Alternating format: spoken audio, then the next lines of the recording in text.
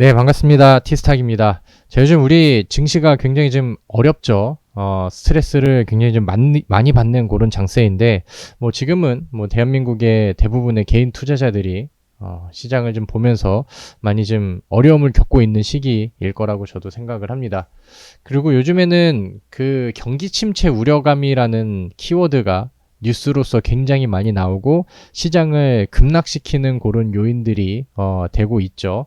그래서 저는 지금 시장을 어떻게 대응하면 좋을까, 어떤 마음을 가지고 있으면 좋을까, 어떻게 이제 어떤 걸 준비하면 좋을까, 이런 부분들을 이제 고민을 하시는 분들께 오늘 제가 좀 의견을 좀 드렸으면 좋겠다라는 생각을 하고, 일단은 조금만 더 버티시고 조금만 더 파이팅 하십시오. 지금 내려놓지 마십시오. 라는 얘기를 결론적으로 좀 먼저 드리고 싶다라는 생각이 좀 많이 듭니다. 자, 그래서 오늘 우리가 글로벌 증시가 왜 이렇게 흔들리는 건가? 그 다음에 이제 이거는 언제까지 지속이 될 건가?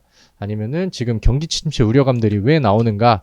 이런 것들을 한번 좀 시장의 과거의 사이클들을 보면서 그 다음에 그 정책의 변화들 이런 것들을 보면서 한 번씩 좀 짚어보도록 하죠. 지금 증시의 위치는 어디쯤 와 있는가? 이런 것들을 이제 판단을 해볼 수가 있겠죠. 자, 과거 우리 그 코로나 시즌으로 한번 가보도록 합시다. 그 당시에 이제 우리 코스피 차트를 보시면은 경기 부양책 그 다음에 이제 제로금리 시즌에 지수가 굉장히 많이 올랐죠. 왜냐면은 이때 우리나라뿐만이 아니라 글로벌적으로 돈을 엄청나게 많이 풀었어요. 금리도 굉장히 낮은 수준의 시기였고, 그 다음에 아무래도 이제 코로나라는 변수가 생기다 보니까 시중에다가 돈을 엄청나게 이제 풀기 시작합니다.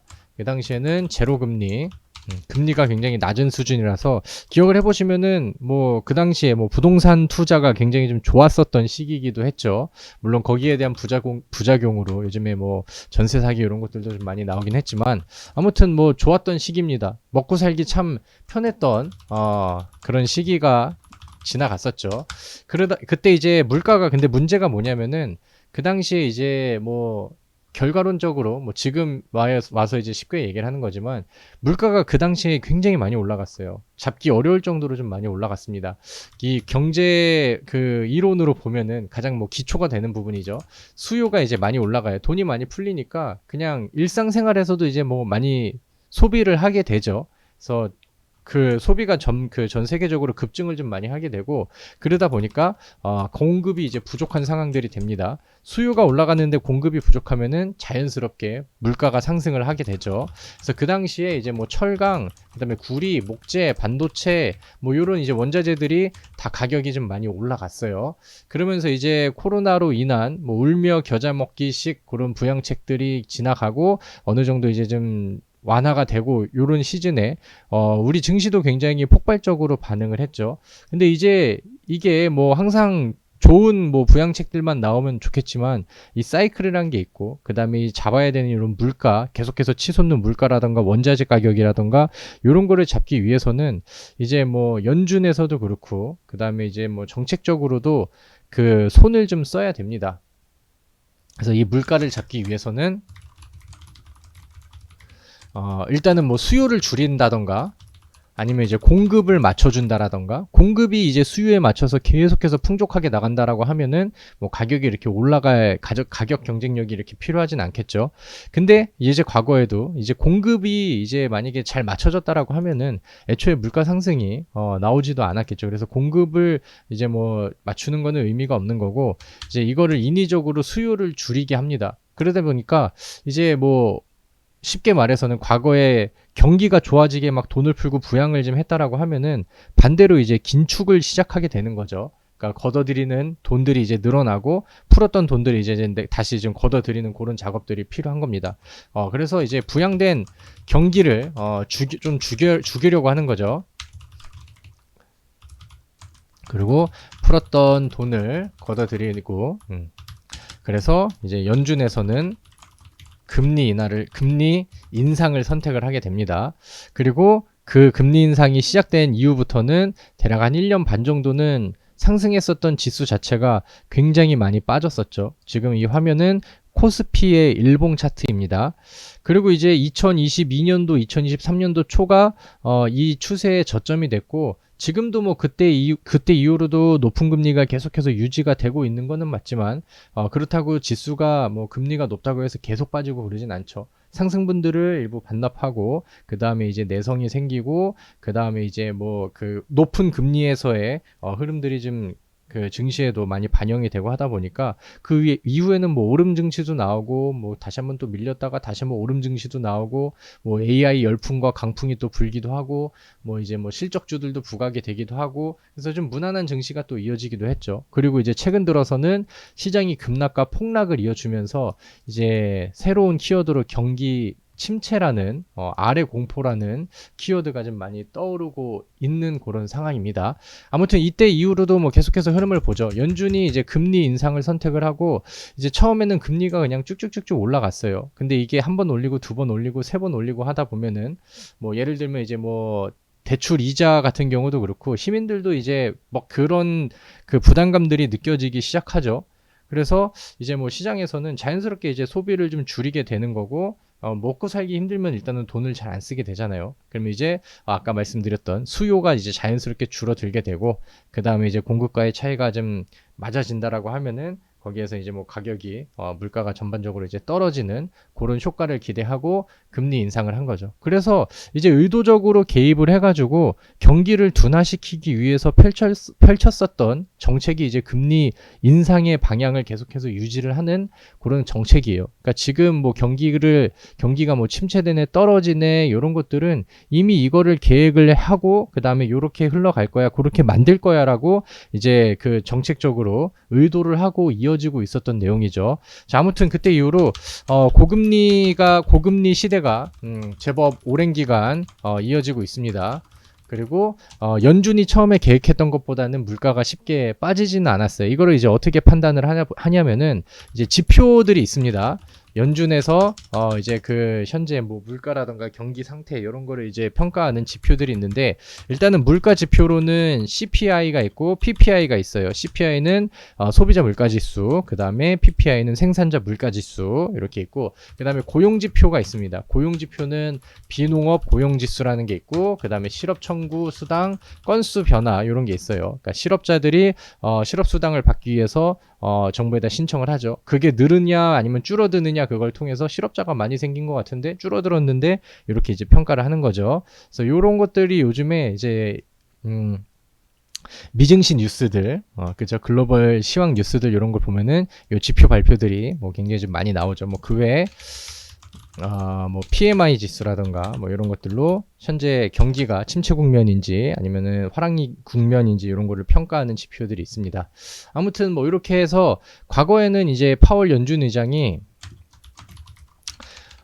일단 우리는 긴축을 계속해서 진행을 했는데, 시장 참여자들은 과거에 상승했었던 지수도 많이 깨지고 막 옛날만큼 주식시장에서 좀 화랑기가 오질 않으니까, 뭐 아니면 이제 일반 시민 혹은 뭐 소비자 측면에서도 뭐 금리가 낮은 수준이 당연히 먹고 살기 편하겠죠.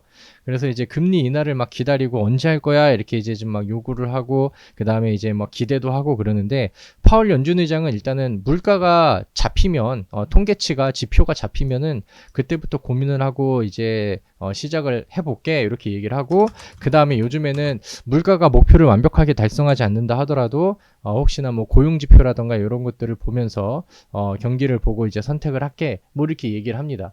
그래서 그 당시에 이제 우리가 금리의 인하 시점을 엄청나게 기다리고 있었던 시기, 뭐 이제 불과 한 두세 달 전만 해도 뭐 그런 시기였죠.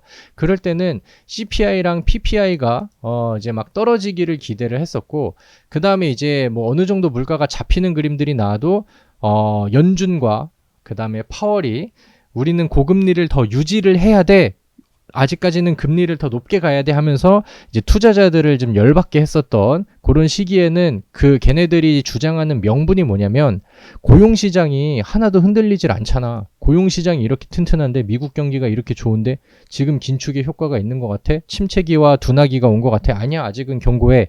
그러니까 금리 인하가 지금 부양책은 필요가 없어. 이렇게 이제 얘기를 했던 거죠. 그리고 그렇게 보면은 그 당시에는 참 웃긴 게 이 고용 지표가 높게 잘 나온다라고 하는 것은 긍정적으로 나왔다라고 하는 것은 경기가 좋다라는 거잖아요. 그럼 지표 해석이 좋아야 되는데 오히려 이제 금리 인하가 빨리 됐으면 좋겠는데 얘네들 때문에 또 안 하겠네. 그래서 고용 지표가 세게 나오고 잘 나오면은 시장이 오히려 하루 이틀 흔들리는 그런 좀 아이러니한 상황들이 됐죠. 근데 지금은 이제 경기 침체 우려감들이 막 나옵니다. 어디로 통해서 이 고용지표 발표가 좀 흔들리기 시작해요. 그때부터 요즘에 증시가 막 급락도 하고 미증시가 흔들리면 우리 증시는 뭐 두세 배 더 흔들리고 요런 현상들이 나오고 있어요. 근데 이 고용시장이 흔들리고 그 다음에 경기가 둔화되고 요런 것들은 아까 말씀드렸던 것처럼 정부가 개입을 해가지고 의도적으로 만든 상황입니다. 그리고 금리 인하를 기다린 투자자들한테는 지금 공포에 떠는 부분들이 아니라 기다렸던 내용들과 약간 지금 시기적으로 그게 도래를 해서 오히려 이제 좀 더 좋아해야 되는 기다렸던 그런 상황을 맞닥뜨려지게 된 거죠. 근데 이번에 9월 18일 날 FOMC가 있습니다. 그리고 금리를 결정하고 발표하는 그런 시기가 되죠. 이번 FOMC 9월 달에는 금리 인하를 할 것 같아요. 그죠? 뭐 거의 뭐 확정시하고 있는 것 같습니다. 그리고 이제 뭐 금리 인하는 거의 뭐 90% 이상으로 한다고 보는데 이거를 한 단계로 하냐, 베이비 컷으로 하느냐, 아니면 두 단계를 한 방에 그냥 내려치느냐, 요거 가지고도 이제 막 그 의견들이 좀 갈리고 있는 그런 상황이죠. 금리 인하의 시기가 거의 결정되어졌다라고 보니까 이제 이거 가지고 뭐 연착륙이네, 뭐 경착륙이네 이런 거를 가지고 막 이제 싸우고 뭐 오히려 더 시장에 공포감을 조성을 하고 그런 현상들과 뉴스 기사들이 좀 나오고 있어요. 근데 지금 그런 지표들이 나온다라는 것 자체가 금리 인하의 타당성을 오히려 좀 더 증명을 해주는 부분이기 때문에 이게 이제 오히려 뭐 지금 노동시장이 너무 막 그 경고하고 그런 상황이라고 하면은 금리 인하가 여기서 더욱 늦춰진다라고 하면은 우리가 지수에서 느껴지는 피로감들이 더 세질 겁니다. 그리고 경기 부양책의 시작 시기가 더 늘어나기 때문에 우리가 느끼는 그런 좀 부담감들이 더 오랜 기간 커지겠죠. 결국에는 우리가 지금은 이 큰 사이클 금리 인하와 부양책을 시작하면서 큰 변화를 앞두고 있는 시점에서 변동성이 거의 뭐 극대화되어 있는 위치인 거죠. 근데 이거를 빨리 겪고 빨리 맞고 해야 이제 시장에서도 부양책이 들어오고 그 다음에 이제 우리나라의 코스닥 지수 같은 경우는 특히나 이번에 미증시가 올라갈 때도 못 따라가고 그래서 한국 증시는 정말 나쁘네 뭐 이런 식으로 얘기를 했었잖아요. 근데 이제 반대로 현금이 풀리고 유동성이 잡히는 시장이라고 한다면은 선진국 지수 중에 뭐 지금 잡주들이 많긴 하지만 그래도 우리 코스닥 지수의 더 빠른 회복력과 그 다음에 더 치고 올라갈 수 있을 만한 그런 성장 구도가 더 저는 크게 잡힐 수 있다라고 확신을 하거든요. 아무튼 뭐 지금 당장이 힘든 거는 맞습니다. 내일 당장 시장이 어떻게 흔들릴지, 내일 당장 올라갈지 빠질지 이거를 우리가 결정하기도 어렵고 그 다음에 예상하기도 어려운 것도 맞아요. 근데 지금 거의 뭐 끝물에 와 있는 상황이고 저는 FOMC가 지나가고 FOMC의 후폭풍은 뭐 직후까지는 오겠지만 적어도 9월 말이 된다라고 하면은 시장의 악재들도 많이 이제 녹아내리고 그것도 어느 정도는 많이 반영이 됐기 때문에 내성도 생기고 그러면서 이제 부양책에 대한 기대감과 효과들이 시간이 지나면 지날수록 더 커지고 저는 9월 말 이후로는 증시가 정상적인 흐름 궤도를 잡아갈 거라고 생각을 하거든요. 그러니까 그렇기 때문에 지금 뭐 동이 트기 전이 뭐 가장 어둡다라고 하잖아요. 이제 거기에 맞춰서 증시도 지금 뭐 굉장히 좀 어려운 시기들을 겪고 있지만 지금 뭐 여기서 내려놓고 포기하고 뭐 그런 내용들보다는 제가 말씀드렸던 내용들이 좀 납득이 되고 동의가 된다라고 하면은 좀 더 좀 파이팅을 하고 뭐 여력이 되신다라고 하면은 이제 뭐 추가 대응에 대한 부분들도 미리 좀 설계를 해놓는 게 좋지 않을까라고 생각을 합니다. 자, 여러분들 지금 우리 증시의 위치를 보면은 충분히 많이 빠져 있어요. 지수 단기적인 폭락 안으로도 굉장히 좀 저평가가 되어 있는 위치이기도 하고요. 그죠? 그 다음에 뭐 과대 낙폭의 효과도 지금은 충분히 가지고 있다라고 생각을 합니다. 특히나 이제 코스닥의 급락과 흐름들은 지금 뭐 말이 안 되죠. 그죠? 과거에 이제 엔캐리 트레이드 내용들이 부각이 되면서 이제 그 일본에서 저금리로 빠졌었던 그 자금들이 미국으로 이제 고금리를 노리면서 들어갔었는데 이제 금리가 이제 다시 바뀌면서 미국에서 자금이 많이 이탈될 수 있어. 이게 우려했었던 부분이잖아요. 엔캐리 트레이드로 인해서 흔들렸었던 게.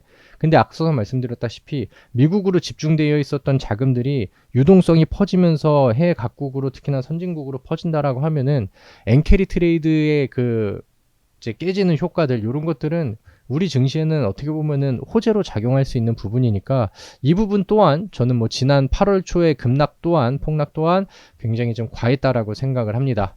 자, 그래서 일단은 오늘 밤이죠. 이 영상이 오늘 바로 업로드가 될지 모르겠지만 11일 밤에는 CPI 발표가 있어요.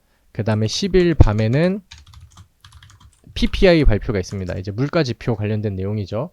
근데 이제 지금은 변동성이 너무 어거지로 커져 있는 그런 상황이라서 해석이 계속 요거 하나를 가지고도 뭐 어떻게 해석이 될지 모르는 그런 상황이에요. 물가가 어느 정도 좀 적당히 내려오면은 이번에 18일 날 금리 인하 결정을 할 때 이게 명분이 되고 확신이 되니까 어떻게 보면은 뭐 호재가 될 수 있는 부분인데 만약에 물가가 생각했던 것보다 너무 많이 빠져버리면은 그건 또 경기 침체가 너무 좀 급격하게 오는 거 아니야 이러면서 또 설레발을 떨게 할 수 있기 때문에 아무튼 뭐 CPI 발표가 어느 정도 수준이 나와야 좋다라고 또 확신을 하기도 좀 애매한 그런 상황입니다. 그래서 뭐 귀에 걸면 귀걸이, 코에 걸면 코걸이 느낌으로 어떻게 이제 받아들이는지는 당장 예측하기는 어려워요.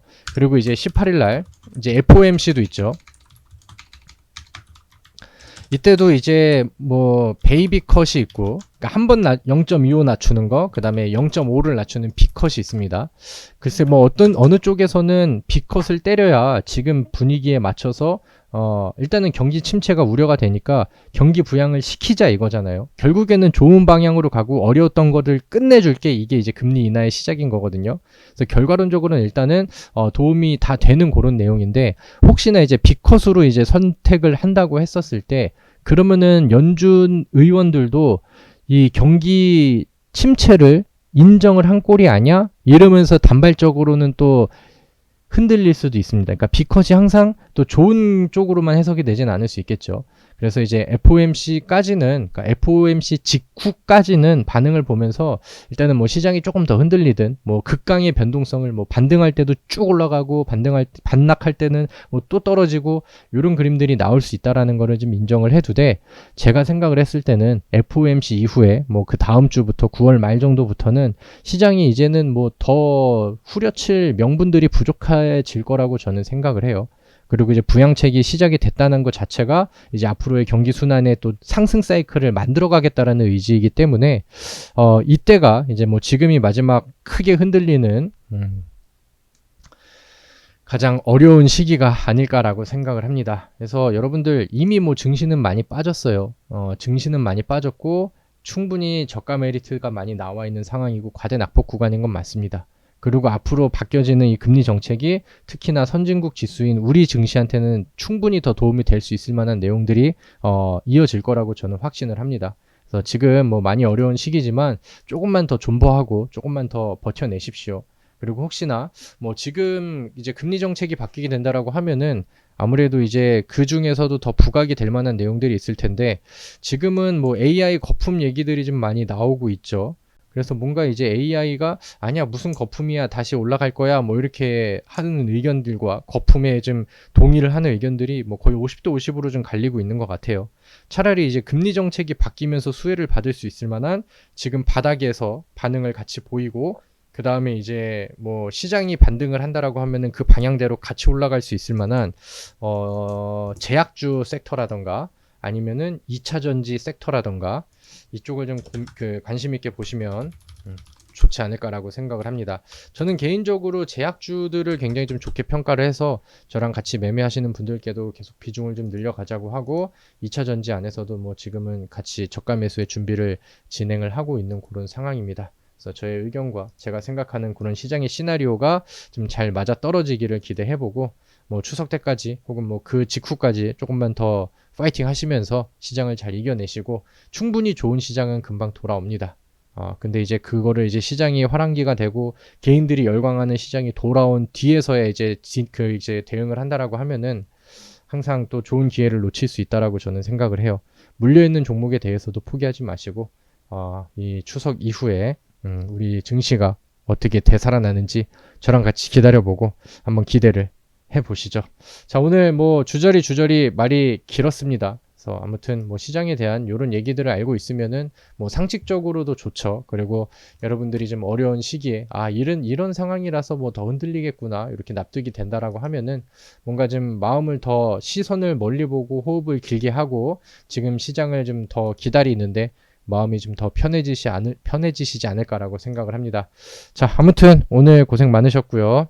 저는 다음 영상에서 다시 인사를 드리도록 하겠습니다.